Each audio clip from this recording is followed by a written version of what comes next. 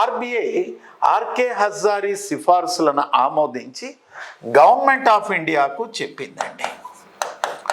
Government of India state గవర్నమెంట్స్ని ఆదేశించింది, మీ రాష్ట్రాల్లో ప్రత్యేకంగా మీరు కమిటీలు ఏర్పాటు చేసుకొని ఈ 3 టైర్ అంటే ఈ దీర్ఘకాలిక వ్యవసాయ సహకార పరపతిని 3 అంచెల స్వల్పకాలిక వ్యవసాయ సహకార పరపతి నిర్మాణంలో విలీనము చేయమని ఆదేశించింది. ఈ నేపథ్యంలో 1985లో ఉమ్మడి ఆంధ్రప్రదేశ్ ప్రభుత్వము మోహనకంద అధ్యక్షతన కమిటీని నియమించింది. మోహనకంద కమిటీ ఉమ్మడి రాష్ట్రాన్నంతా పర్యటించి మొత్తం నిర్మాణాన్ని అధ్యయనము చేసి అప్పటి ఉమ్మడి ఆంధ్రప్రదేశ్ ప్రభుత్వానికి ఒక సిఫార్సు చేసినాడు.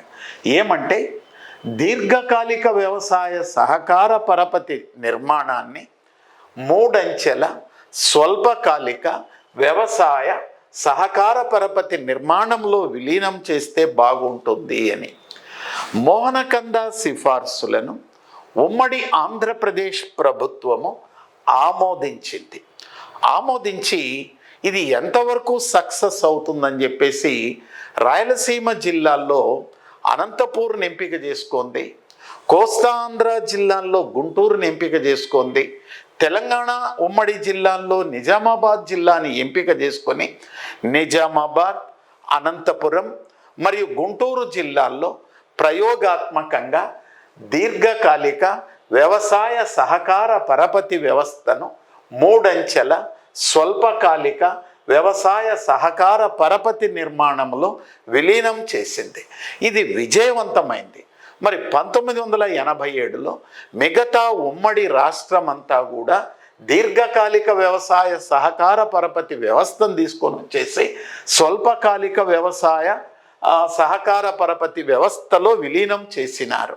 మరి ఆ విలీనం చేసిన తరువాత ఇప్పుడు ప్రజెంట్ ఈ వ్యవస్థ మాత్రమే దేశంలో ఉంది. ఈ వ్యవస్థ ఫార్మర్స్కి అవసరమైనటువంటి ఎస్టీ, ఎంటీ మరియు ఎల్టీ లోన్స్ని ఒకే చోట మంజూరు చేస్తున్నది. అందువల్ల వీటిని ఉమ్మడి ఆంధ్రప్రదేశ్లో సింగిల్ విండోలు అంటారు.